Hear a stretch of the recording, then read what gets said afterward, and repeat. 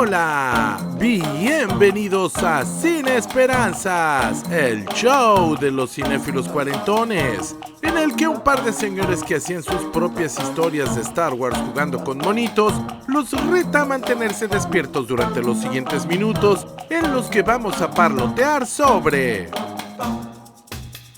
Andor, segunda temporada, de Tony Gilroy.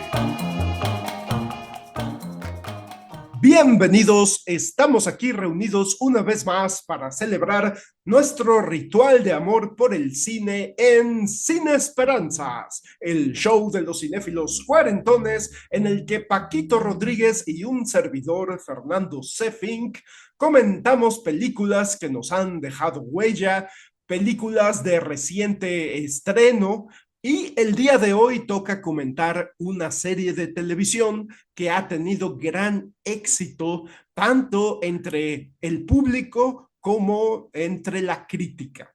Se trata de la segunda y última temporada de Andor, una serie perteneciente a la saga de Star Wars que nos narra el viaje de un personaje secundario que conocimos en la película Rogue One.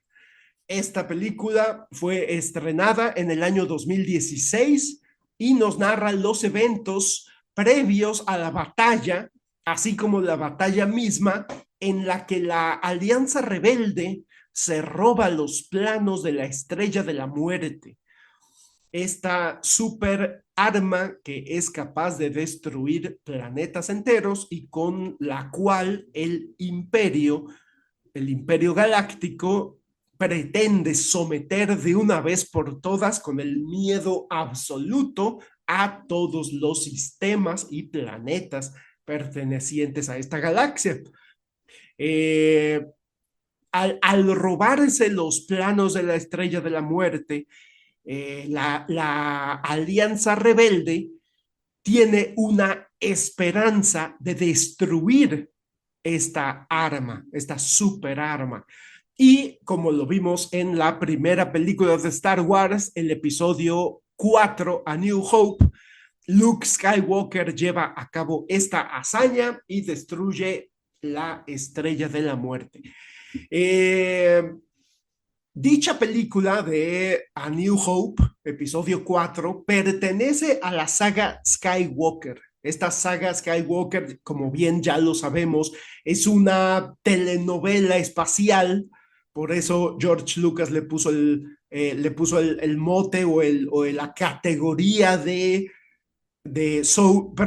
Space Opera, porque se refiere a que es como una soap opera en el espacio. Soap opera es el término en inglés, es el término estadounidense para las telenovelas. Entonces, pues al tratarse las telenovelas casi siempre de dramas o melodramas familiares, George Lucas le dio esta connotación de space opera, como de telenovela espacial, a su saga Skywalker, que como bien sabemos se extiende por los episodios 4, 5 y 6, después se regresa en el tiempo a narrarnos las precuelas con el episodio 1, 2 y 3, y después viene ya cuando George Lucas dio un paso atrás, vendió su franquicia y vinieron los episodios 7, 8 y 9, que son todavía de la saga Skywalker, de la familia de los Skywalker. Sin embargo, esta película de Rogue One, que sucede justo entre los episodios 3 y episodio 4, que sucede justo antes del episodio 4, pues es tanto esta película de Rogue One como esta serie de Andor nos narran historias de personajes de otra índole. Como nos decía Paquito en el episodio que dedicamos a la temporada 1, la serie de Andor nos muestra el mundo de los ciudadanos de la galaxia, no de los Jedi, no de los Sith, no de linajes de sangre que marcan a un determinado personaje para cumplir con un destino casi divino, sino literalmente la gente. Y esto no quiere decir que se centre únicamente en las clases bajas. También nos muestra a la clase política, nos muestra a la élite de clase socioeconómica alta, nos muestra a trabajadores al servicio del imperio y de este modo construye un mosaico que convierte a la serie en un producto prácticamente coral. Cassian Andor no deja de ser el protagonista, pero la serie hace un gran esfuerzo y obtiene grandes resultados para mostrarnos a una galaxia oprimida y a diferentes habitantes que hacen su aportación para formar la Alianza Rebelde, incluso dentro de estas clases política y de las clases socioeconómicamente altas existen personas que apoyan la causa de la rebelión, que apoyan ya con dinero algunos, con poder político otros, con por medio de inteligencia, de espionaje, por medio de información, apoyan a la causa rebelde, a la alianza rebelde, incluso hay traidores dentro del imperio que poco a poco van construyendo esta alianza y la serie hace un gran trabajo para mostrarnos justamente a través de este personaje principal, Cassian Andor, interpretado por Diego Luna, pues cómo se va formando esta alianza rebelde a la par, pues de este arco dramático principal que es la forja del héroe de Cassian Andor. Pero a mí hay algo que me llama especialmente la atención. Ambas temporadas alcanzan un punto especialmente álgido cuando vemos una ciudad en un planeta muy concreto entrar en conflicto con el imperio, siendo reprimidos brutalmente. En la primera temporada se trató del planeta Ferrix, donde tenemos una escena de confrontación entre el pueblo y los Stormtroopers, entre las Fuerzas Armadas Imperiales, con esta escena fabulosa que ya comentamos en el capítulo que dedicamos a la primera temporada, en el que la madre de Cassian Andor da un discurso en el que estuvo a punto de decir una grosería, pero terminó diciendo Fight the Empire, pero que es una escena muy conmovedora. Y en la segunda temporada se trata de un planeta llamado Gorman. Es un planeta que el imperio necesita controlar para explotar un mineral que ayudará a cargar de energía a la estrella de la muerte. Entonces la temporada gira en torno a ese planeta y para mi gusto logra alcanzar niveles de drama, de tensión y de reflexión temática muy similares a los que alcanzaron en la primera entrega. Entonces, a mí en lo personal me parece afortunado que sean solo 2 temporadas, 24 capítulos en total, y el último capítulo se conecta directamente con la primera escena de Diego Luna como Cassian Andor en la película de Rogue One. Entonces, eso a mí me deja con muy buen sabor de boca. Yo en lo personal confieso que esa noche me desvelé terminando de ver el último capítulo de Andor, temporada 2, me seguí de frente y vi la película de Rogue One porque sentía la necesidad. Fue un impulso y fue una decisión de desvelarme o de dormirme más tarde, más bien dormirme más tarde de lo normal, para ver cómo empataba la serie de Andor con la película. Y me parece que lo hace de manera perfecta. Esto pues no es ninguna casualidad. El creador de la serie, como ya sabemos, es Tony Gilroy, que no solo fue uno de los guionistas de Rogue One, sino que fue uno, como ya mencionó Paquito en el capítulo de la primera temporada, pues fue el que terminó después reescribiendo los reshoots. No estoy seguro si dirigió estos reshoots en Rogue One cuando la película, la primera edición de la película no estaba muy cuajada y Tony Gilroy terminó editando la versión final de la película. Entonces, creo yo que Tony Gilroy pues era la persona idónea para llevar a cabo la serie de Andor y me parece que lo hace de manera impecable. Pero bueno, hay mucho que hablar sobre los personajes y sobre las situaciones dramáticas de esta segunda temporada, pero antes de continuar, le voy a pasar el micrófono a mi compañero, amigo y hermano del alma, Paquito Rodríguez. ¿Tú cómo viviste esta segunda temporada de Andor, Paquito? Hola Fernando, gracias por pasarme el micrófono y por escucharme. Es impresionante, increíble que hayamos hecho un programa de Rogue One y hayamos hecho ya un programa de Andor y estemos ya en la segunda temporada de Andor.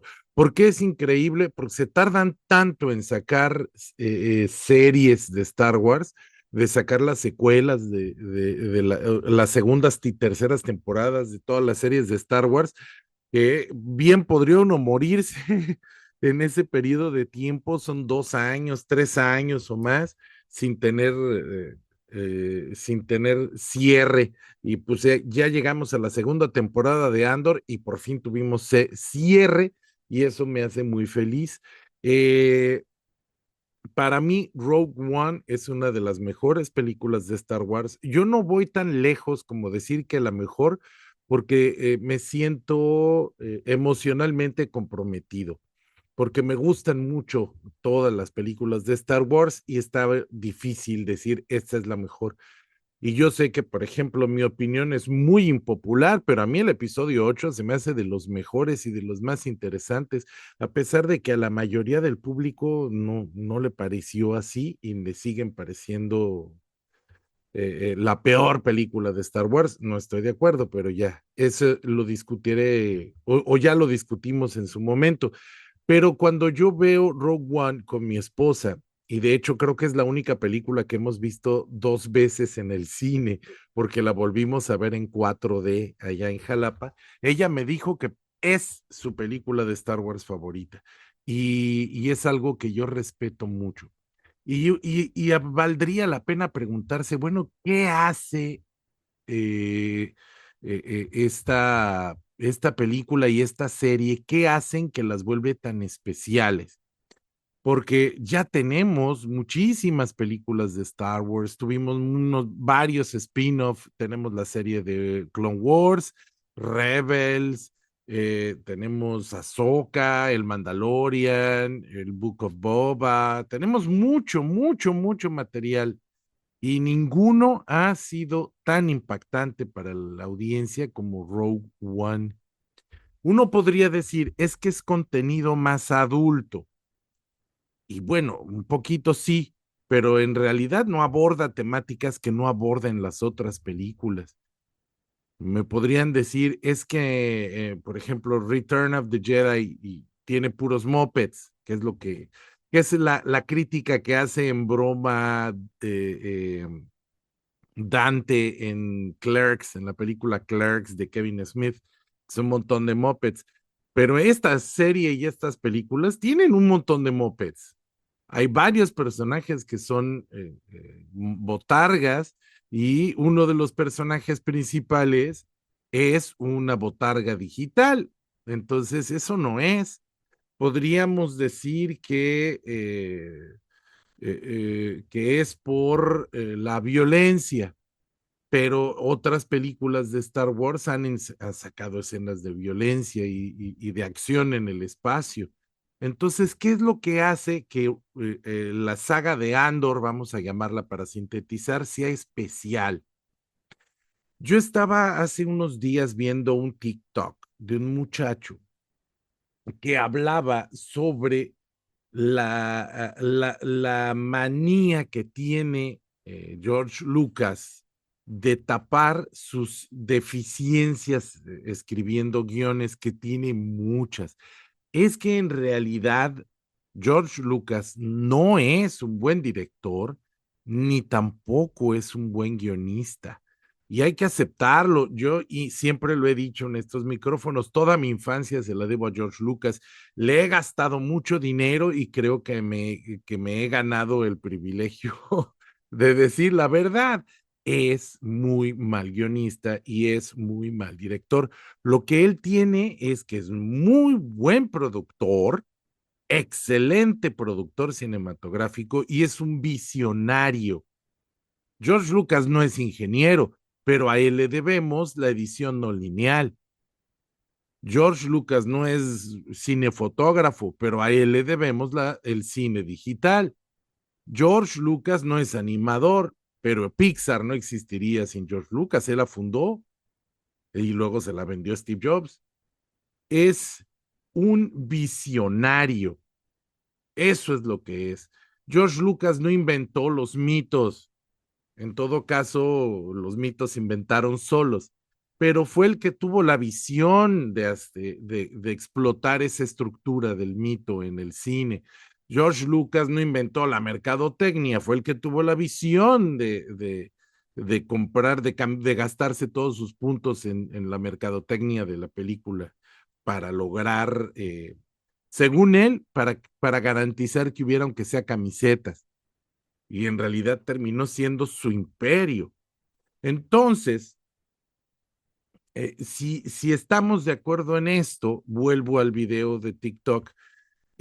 Hay una serie de errores y de agujeros de guión que dejó la trilogía de precuelas, sobre todo la trilogía de precuelas, pero la trilogía original está también llena de hoyos, que fueron parchados por el material externo a las películas. La escena en cuestión de la que hablaba este TikTok es cuando el emperador ataca al Consejo Jedi y de tres manazos elimina a tres maestros Jedi que ni se defienden, y después tiene una pequeña pelea con Mace Windu y la pierde. Entonces, hay mucha gente que le da explicación a esto. Se supone que utiliza un grito de la fuerza, que es un poder que surgió en el universo expandido, en los videojuegos, y que paraliza a los oponentes o los asusta. Es como si hablas en reglas de calabozos y dragones, pues es como que los deja, les quita un turno, ¿no?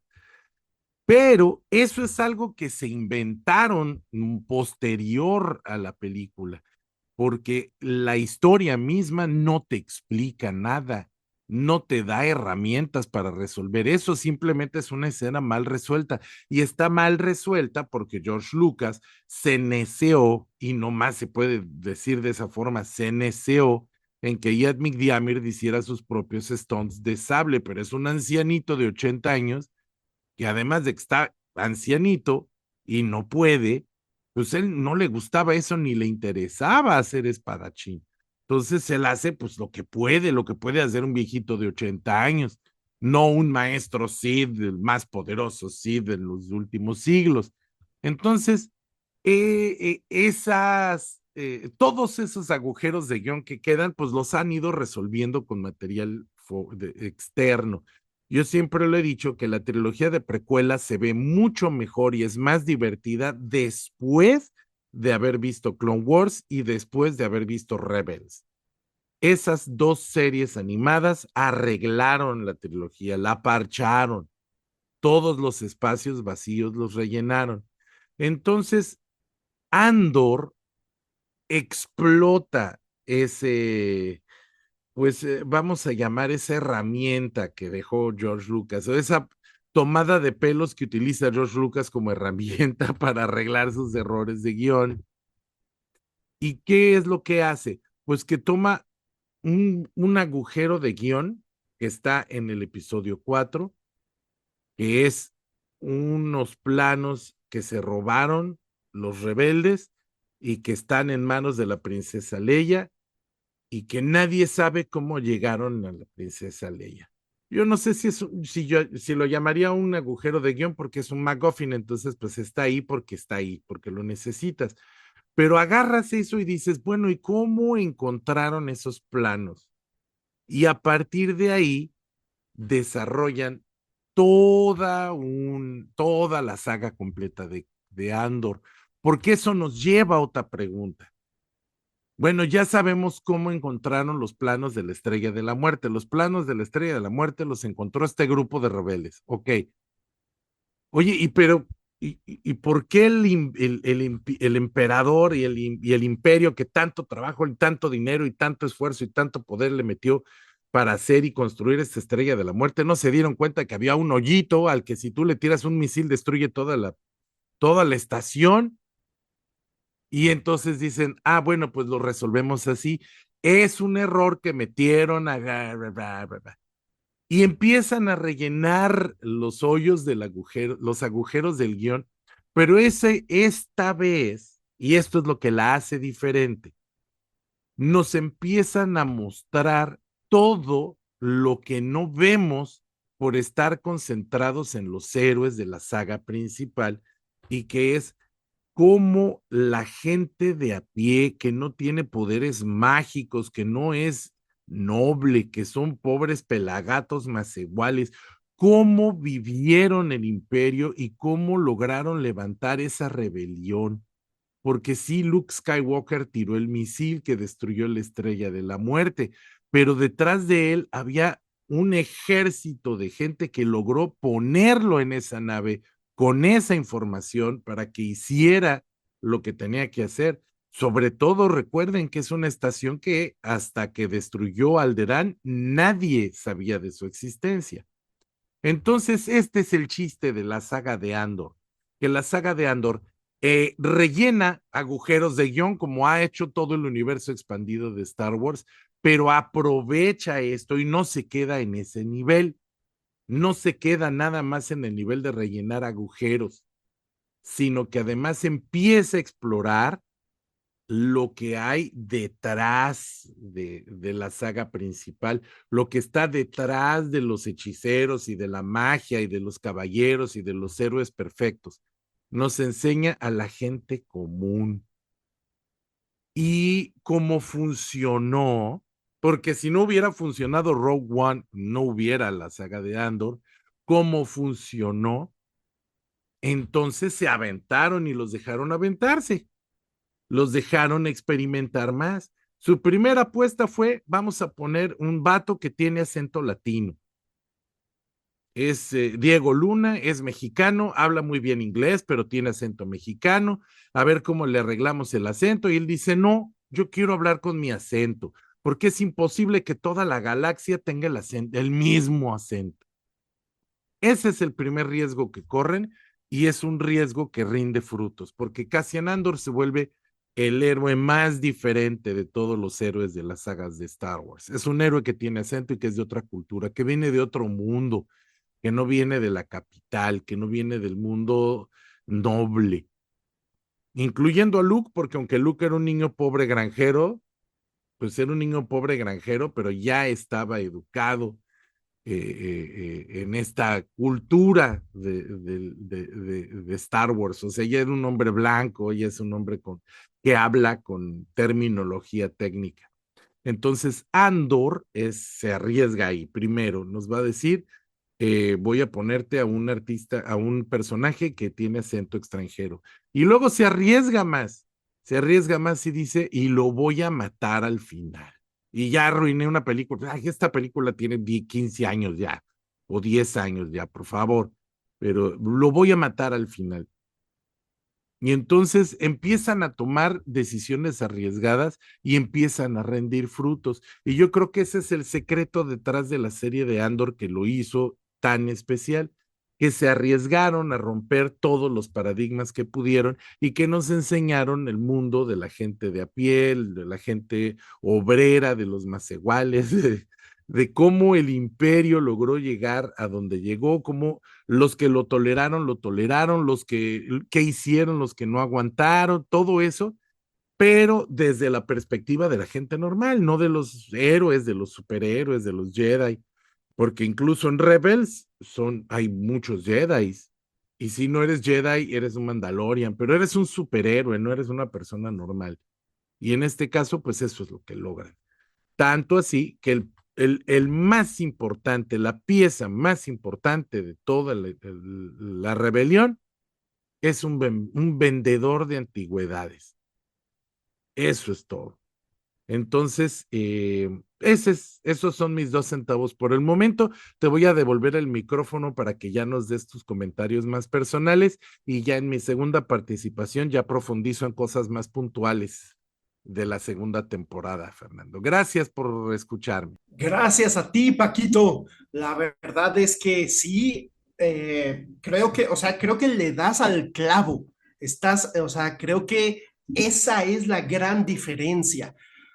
Los otros spin-offs como perdón, como The Clone Wars, como Rebels, pues nunca dejaron de lado a la fuerza, nunca dejaron de lado a los Jedi, nunca de, como bien dices, es una cuestión de hechiceros y de, pues, una cuestión de como tipo fantasía medieval en el espacio. Eso siempre es lo que ha sido Star Wars y Rebels no es la excepción. Y tampoco lo es Ahsoka, que es un personaje que ha recorrido todas esas series del universo expandido, que también es una mujer que maneja la fuerza. O sea, la gran diferencia con Rogue One es que nos muestra a gente que no maneja la fuerza, gente de los barrios bajos, por así decirlo.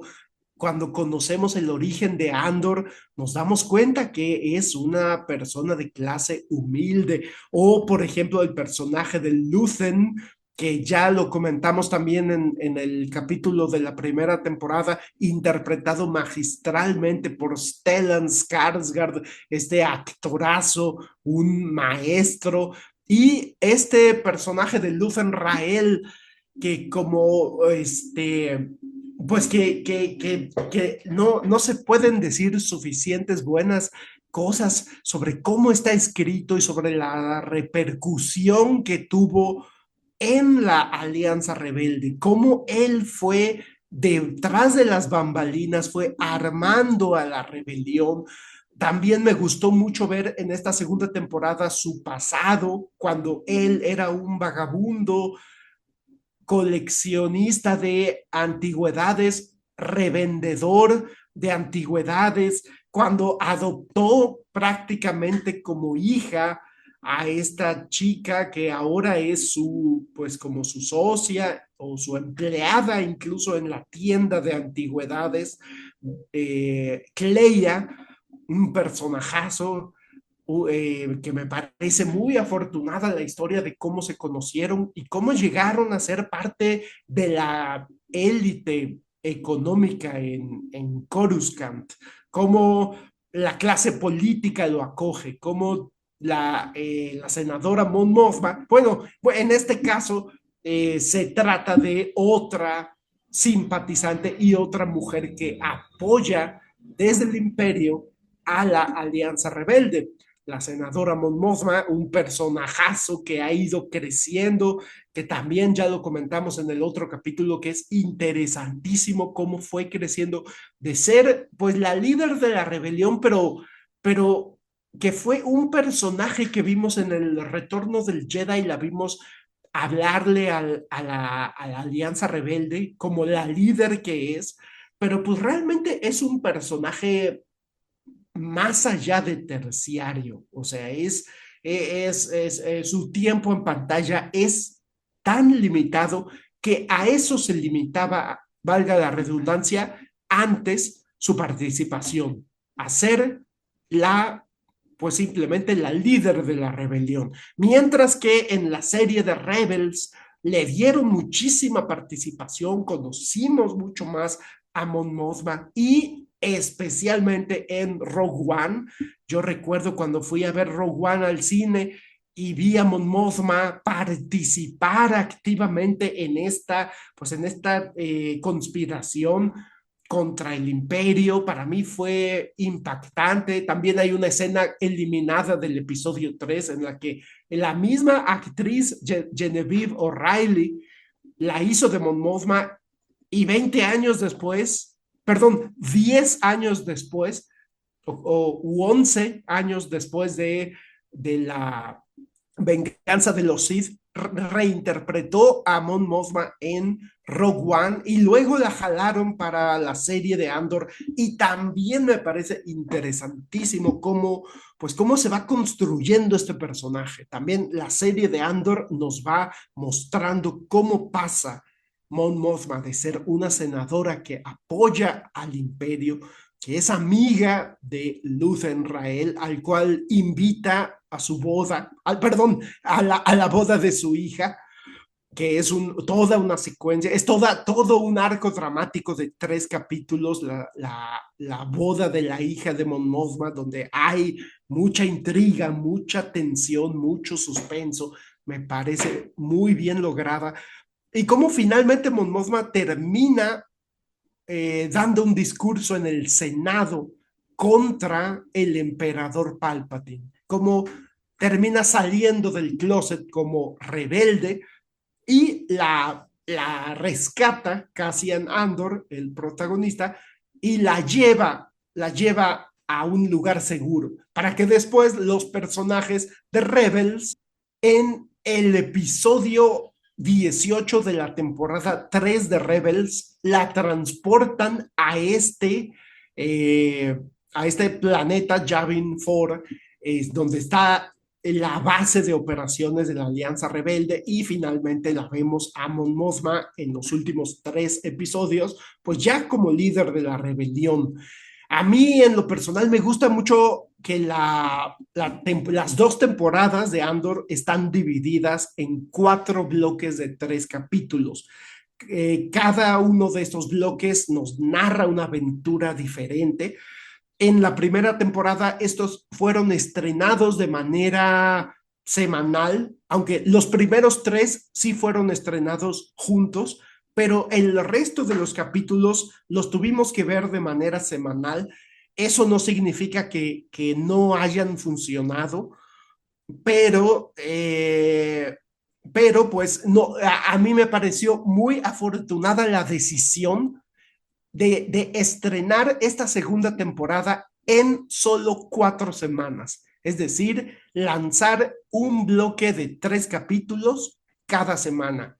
Eso se me hizo afortunadísimo porque para empezar, están escritos de tal manera que cada bloque de 3 capítulos está distanciado por un año del siguiente y del anterior. Entonces son 4 aventuras diferentes, cada una con un año de diferencia, lo cual se me hace logradísimo.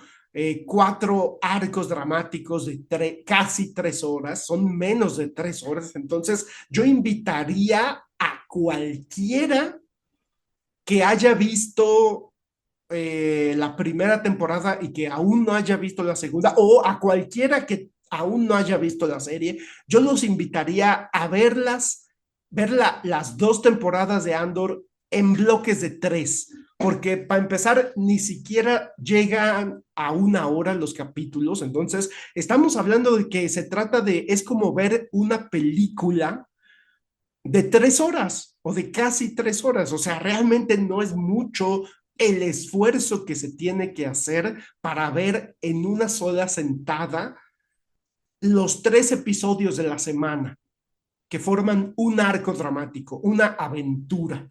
Incluso, como dije, en la primera temporada, así es también. Cada 3 capítulos conforman un arco dramático, una aventura nueva, que se van construyendo, se van tejiendo estas aventuras y se va construyendo el drama y se va llevando hasta sus últimas consecuencias. Pero bueno, yo ya me estoy extendiendo mucho con comentarios generales. A mí me gustaría escuchar los comentarios más puntuales y particulares de Paquito antes de dar como que mis comentarios finales. Entonces te devuelvo el micrófono, Paquito.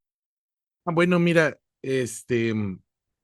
Pues de la primera temporada hablamos largo y tendido. Y yo creo que ya a mí me gustó mucho esta estructura de arcos de 3 episodios, porque te permiten tener el placer de dos placeres. Por una, te dura el material, porque pues tienes que esperar una semana para ver tu episodio, pero al mismo tiempo maratoneas, porque pues son los 3 episodios de golpe, entonces ves arco por arco, vas viendo arco por arco. Entonces está padre porque también esto de hacerlo en arquitos de 3 episodios nos permite tener más cohesión en el tiempo. Así entendemos un poquito más cómo está transcurriendo el tiempo y cómo está pasando y los años, porque pues la primera temporada de Andor vemos al muchacho desde que era niño hasta que es adulto, pero vamos viendo momentos específicos de su vida. Y en esta nueva temporada, pues sabemos que nos vamos acercando al momento de la batalla de Yavin. De hecho, así van midiendo el tiempo, ¿no? Tantos años antes de la batalla de Yavin. Y eso nos permite tener como más orden a la hora de reconstruir las historias. A mí se me hacen sumamente emocionantes los episodios. Uno, el de cuando Luthen Rael cae y está en el hospital y su hija, que no me acuerdo cómo se llama, su hijastra lo tiene que ir a matar. Ese es uno de los episodios más chidos de toda la serie. Es una mezcla de géneros entre heist movie y drama y telenovela. Y me gusta mucho un episodio que es quizá el más superficial, aparentemente más superficial, que es la boda de la hija de Mon Mothma, porque vamos viendo la terrible tensión. Mon Mothma está obligando bueno, no está obligándola, está permitiendo que su hija cometa el mismo error que ella cometió cuando era niña de seguir la tradición y de casarse con alguien a quien no ama y con el que no está, con el que no se siente feliz. Y lo hace porque necesita cubrir el movimiento de fondos que hace para la rebelión.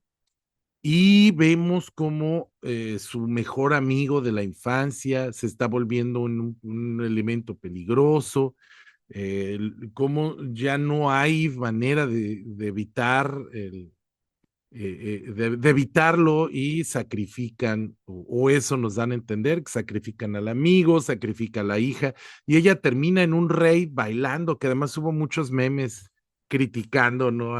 Esa escena, porque pues, sale Mon Mothman como si todo le valiera gorro, y en realidad no es eso, es ¿cómo se llama? Es una explosión de, de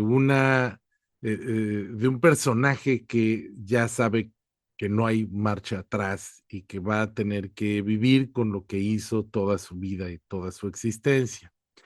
También sabes que hay una cosa que quizá es un poquito más personal, pero que disfruté mucho de Andor, y es que los guionistas se ve que sí les gusta el universo de Star Wars y empezaron a canonizar un montón de cosas que estaban en el universo expandido que ya borraron. Cuando Disney agarró y dijo, todo lo que no sea serie de televisión o película no es canon, ni novelas, ni cómics, ni videojuegos, ni nada de eso. Tiene que ser, si no es animación, serie de televisión o película, no es canon. Y todavía tienen el descaro, el mismo Filoni lo dice, pero estaba, es obvio, o sea, yo siempre lo he sabido, me cayó muy gordo que hicieran eso, pero lo tuvieron que hacer porque ya el universo expandido era muy grande y ya no sabían, ya no tenía pies ni cabeza, era la única manera de controlarlo. Pero estos muchachos empezaron a meter cosas, pequeños detalles que canonizan elementos por lo menos del universo expandido.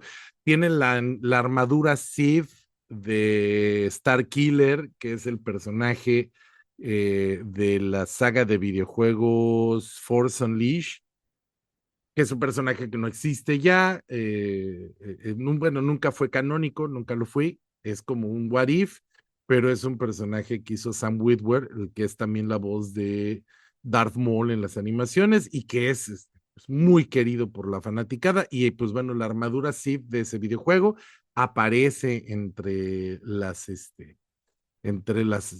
reliquias de Ruthen Rael. También hay un momento en el que gira todo un episodio de Mon Mothma alrededor de la develación de una reliquia Rakata. Y los Rakatas son una cultura que existió 5,000 años antes de la República o un poco más, y que aparece en el juego de Knights of the Old Republic, que es uno de los juegos más populares y famosos de Star Wars. Y además yo lo súper recomiendo, es un juegazo, los dos, Kotor. Y que los personajes de ese juego son popularísimos y obviamente pues no son canon ni nada por el estilo. Y ahora los Rakata pues ya están canonizados porque los metieron en Andor. Aunque a lo mejor sean diferentes a como parecen en el juego, pero al menos ya los mencionan y ya los vuelven canónicos. Hay un cráneo ¿cómo se llaman estos? Los Jar Jar Binks de Gongan. Hay un cráneo de Gongan ahí con una armadura, en fin, hay una serie de detallitos pequeños que vienen del universo expandido y que los guionistas de Andor fueron metiendo y pues que se les agradece mucho. Y también creo que vale la pena mencionar lo carismáticos que son los actores de la saga, porque todos, incluso los que tienen papeles muy pequeños, se lucen. Yo, por ejemplo, recuerdo el pequeño hacker que les está enseñando a guachicolear no sé qué producto súper tóxico que usan de combustible y al que es adicto Saw Gerrera. Y ese morrito, pues salen 2 episodios, creo, y además no hace así que digas tú qué bruto, qué importante es para la trama, pero es simpático y además nos enseña otro aspecto de la rebelión que nunca enseñan, y que es que algunos rebeldes ya quedaron tocados y que ya no podían vivir en el mundo normal. Algunas personas ya no podían regresar y sabían que no iban a regresar y que estaban luchando por un mundo que no iban a poder ver. Son los judíos que se quedaron 50 años dando vueltas en el desierto porque necesitaban que naciera una generación completa de judíos libres antes de llegar a la tierra prometida. Es lo mismo. Tenemos, por supuesto, al maravilloso Saw Gerrera, que es pues, es un personajazo interpretado por un actorazo, que podemos ver lo que el imperio le hace a la gente, la destrucción de este personaje desde que lo vimos en Clone Wars como un jovencito, como un idealista, hasta que lo vemos morir en Jedha, en Rogue One, pero morir porque ya no puede vivir, ya no tiene ganas, ni fuerza, ni energía para seguir viviendo en ese mundo, a pesar de que se ha dedicado toda su vida a luchar por liberarlo.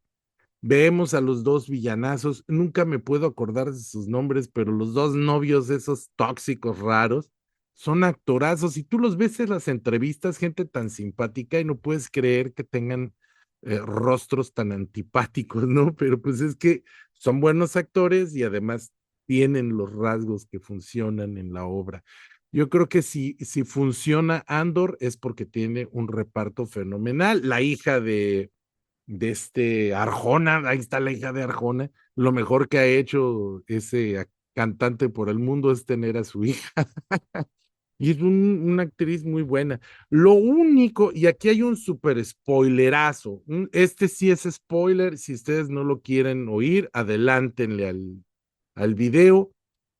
Algo que sí me da miedo es que al final del episodio vemos que la chica está embarazada del hijo de Cassian. Sí, perdón, me alejé, es que se me está apagando la lápiz, se me olvidó que no estaba conectada. Voy a repetir. La novia de Cassian tiene un hijo de Cassian, entonces hay un Cassiancito ahí. Y yo le decía a Fernando, por un lado, dije yo, me emociona saber que sí, que sobrevivió un hijo de Cassian porque hace que su muerte sea un poquito más esperanzadora, o sea, logró sembrar la semilla de la paz, pero no la va a ver. Pero por lo menos su hijo sí va a conocer esa paz. Y pero por otro lado me da miedo que ahora saquen las nuevas aventuras de Cassian Jr. Eso sí me da un poquito de miedo porque pues como que va a desprestigiar la saga de Andor, ¿no? Por otro lado, Cassian Andor comete el error. Bueno, quién sabe si es error o si lo hicieron con mala voluntad, pero subraya la mala idea de hacer las secuelas de Star Wars repitiendo el esquema, porque todo lo que sufrieron tanta gente para que se logre la libertad y se instale la nueva república, no va a servir para nada, porque por arte de magia el emperador va a chasquear los dedos y de la tierra va a surgir un imperio más fuerte. Y la república va a fracasar porque la república va a ser igual de corrupta que el imperio. Y eso me deprime. ¿Es realista? Sí, pero me deprime. Porque si yo lo que quiero es ver corrupción triunfando sobre el bien, pues nomás prendo las noticias. ¿Para qué quiero verla en una película de ficción? En fin, yo le agradezco mucho a Tony Gilroy, a Diego Luna y a todo el equipo creativo porque nos dieron dos series impecables, impecables. No hay un solo episodio malo en toda la serie. Y pues me dieron también una gran película de Star Wars y le demostraron 3 veces a los ejecutivos de Disney que arriesgar sí puede rendir frutos. Porque yo no sé si ustedes sepan, pero en el final original de Rogue One sobrevivían Gene Erso y Cassian Andor. Cuando están en la playa abrazaditos, llegaba una nave y se los llevaba. Y decidieron no hacerlo y refilmaron justamente por la reescritura de guión, volvieron a organizar todo el final para que eso no pasara porque en la escena original ellos se llevaban los planos de la torre esa donde están los planos y después tenían que cruzar al otro lado de la isla para mandarlos. Y había otra, toda como media hora de balazos, por eso hay escenas de Krennic en la playa y hay una escena de un TIE Fighter en una torre, que es una escena icónica del tráiler que no salió en la película, y todo eso se desapareció porque reescribieron el final para que al final no pudieran escapar ni Cassian ni Jean y fuera el gran sacrificio por la rebelión. Eso se lo debemos a Tony Gilroy y a las reescrituras de guión. Que Gareth Edwards, pues también ahí tuvo mucho que ver, ¿no? Pero sí, Tony Gilroy rulea. Y bueno, pues yo quiero aprovechar esta segunda participación para mandar un saludo a mis sospechosos comunes. Les agradezco mucho que nos escuchen siempre y que nos den su tiempo, especialmente a mi papá Cuauhtémoc Rodríguez, que se ha dispuesto a dejarnos comentarios muy largos y muy divertidos y entretenidos en el YouTube.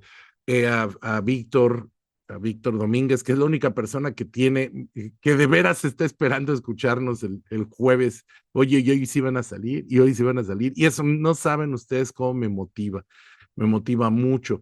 Quiero agradecerle a Omar López, que es el like más rápido del oeste. Espero que nos escuche y no nomás nos dé like, pero es el primer like que recibimos en Facebook siempre. A Briseidi Torres Cartú, que tampoco sé si nos escucha mientras daba los platos como lo hacía antes, pero si me escucha, yo le mando un saludo a ella y a su muy bonita familia que me dio mucho gusto conocer. También le quiero mandar un saludo a Fernando Rivero y Abraham González, que además él también nos comenta en todos nuestros videos de YouTube, se lo agradezco muchísimo. A mí me interesa escuchar opiniones, aunque sean distintas a la mía, se vale. Es más, ya alguna vez alguien nos comentó ahí un dato que no sabíamos en una película de Hitchcock y que se me hizo muy interesante saberlo. Y bueno, pues finalmente le dedico, como siempre, este episodio a mi esposa Carolina González, que es la productora y que es la que me permite tener el tiempo para estar aquí, escribiendo, grabando, editando. Y también le quiero dedicar este episodio a Mario Humberto, mi hijo, que ya es un chamaquito de 2 años, 4 meses. Es enorme, gigantesco como su papá, y a quien le dejo estos audios y videos como testimonio del enorme y profundo cariño que le tengo. El día de hoy no está aquí jugando, así que no se va a escuchar, si acaso, pero muchas gracias. Y gracias a Fernando, a quien le devuelvo el micrófono, pues por compartir este tiempo con este loco fanático de las películas y de la tele. Te devuelvo el micrófono, Fernando. Muchas gracias, Paquito. No, pues la verdad es que interesantísimo todo lo que nos comentas. Yo no puedo decir nada más que estoy totalmente de acuerdo en todos los puntos que nos mencionas. Por un lado, yo antes que seguir hablando de Andor, quisiera mencionar este último comentario que nos hiciste, de que esta serie y la película de Rogue One nos hacen cobrar tanta conciencia de lo difícil, del camino tan tortuoso que fue llevar a cabo la rebelión, juntar a las personas adecuadas en la alianza rebelde, que hace que uno se deprima y que dé tristeza, la neta, que como tú dices en los episodios 7, 8 y 9, nos enteramos de que en un chasquido de dedos, en cuestión de 30 y tantos años, 33, 34 años, el emperador reconstruyó el imperio y y este nuevo imperio es más poderoso que el anterior. Y yo quisiera opinar que a mí no me parece tan realista. O sea, sí, sí es muy realista ver corrupción en la Nueva República, ver autoritarismo en la Nueva República. Eso es muy realista e interesante. Y eso me parece que se maneja de manera muy, muy padre en la serie de Ahsoka. Me parece que también hay buenos indicios de ello en la serie de Mando.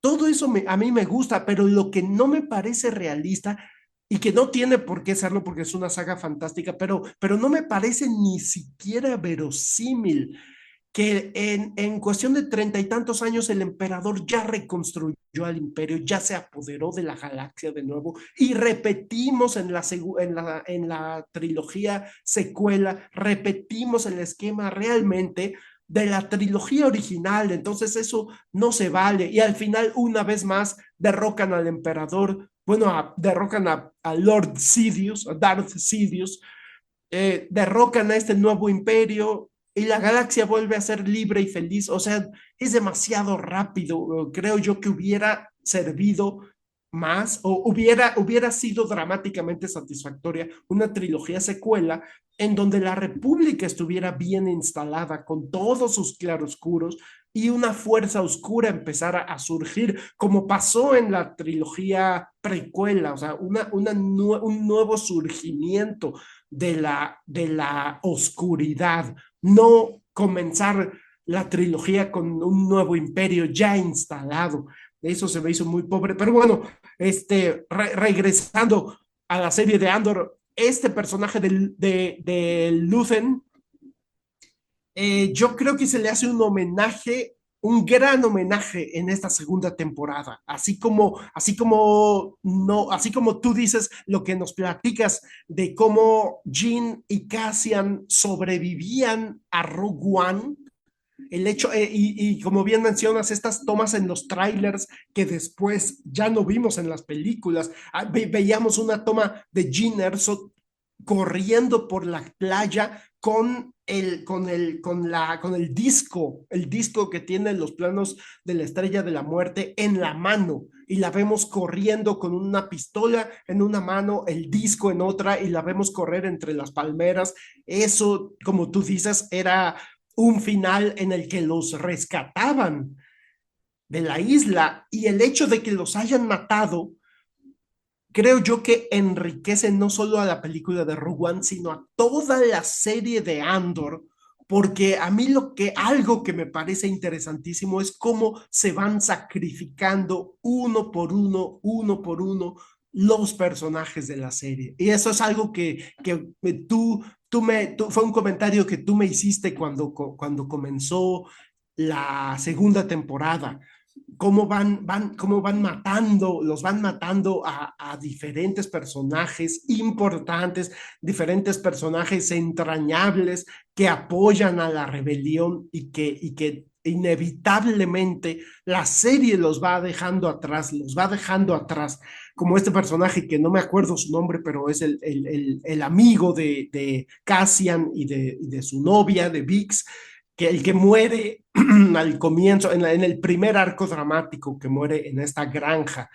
Después también se me olvida el nombre del político al que terminan, perdón, del empresario, ya no recuerdo bien, porque no he remirado la primera temporada, pero este hombre empresario, no sé, no recuerdo bien, pero que apoyaba económicamente a la rebelión, y lo tienen que sacrificar porque ya no solo ya no quiere apoyarlos, sino que ya les da la impresión de hasta como que los puede traicionar en cualquier momento, o por lo menos eso fue lo que yo entendí, y lo tienen que matar. Entonces, pues esta muerte de Luthen creo que es gloriosa, al mismo tiempo que es patética porque muere solo ahí en un cuarto de hospital, pero es gloriosa porque lo termina matando su propia hija adoptiva por la misma razón que él mató antes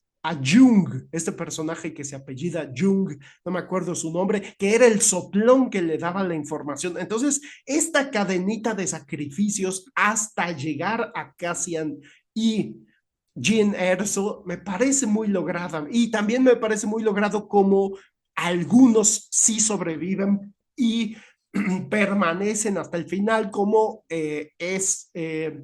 para mí pues el ejemplo más claro, el papel de Mon Mothma, el personaje de Mon Mothma, y Bail Organa, que desgraciadamente ya no se pudo que en esta segunda temporada lo interpretara el actor de siempre, lo interpreta Benjamin Bratt, que se parece mucho y me pareció una opción adecuada. Y ver cómo esos personajes sí sobreviven, y al final de Rogue One, por ejemplo, esta mención que dice que dice Bail Organa: yo sé a quién mandar a buscar a mi amigo el Jedi, le confiaría mi vida, ¿no? Refiriéndose a la princesa Leia. Y por último, quiero mencionar que estoy totalmente de acuerdo contigo, Paquito, en que se nota que a Tony Gilroy y sus colaboradores les gusta el universo de Star Wars. Se nota que son fanáticos. El personaje de Saw Gerrera también, no quisiera yo despedir el programa sin comentarlo. Ya nos mencionaste tú pues lo interesante que lo hayamos visto, aunque sea un ratito aunque sea unas pocas escenas en esta actividad de guachicoleo de este combustible del cual es adicto, y que por fin se nos explica qué era eso que estaba respirando en Rogue One, que no es oxígeno, sino es el combustible. Me parece, como tú dijiste, es un personajazo interpretado por un actorazo, y también, como bien nos mencionaste, ya lo conocíamos desde The Clone Wars, ya lo conocíamos como un rebelde idealista, lo fuimos, me parece logradísimo como a través de Rebels y después a través de Rogue One y de Andor, pues lo fuimos viendo convertirse en ese extremista y como tú dices, es una muestra de cómo algunos se quedan en el camino porque se vuelven locos, básicamente. Y la muerte de Saw Gerrera es también gloriosa en el planeta Jedha, en la película de Rogue One. Entonces, pues yo con esos comentarios cierro mi participación, cierro el programa, no sin antes mandarle un abrazo a nuestra productora ejecutiva, Carolina González, quien nos brinda el tiempo para quien nos permite tomarnos el tiempo para hacer este podcast. Un agradecimiento profundo a Paquito por el tiempo que le dedica al podcast y por supuesto el más grande de los agradecimientos a usted que nos está escuchando, dedicándonos su propio tiempo a este producto que hacemos para usted. Yo con esto me despido. Yo soy Fernando C. Fink y nos vemos hasta la próxima.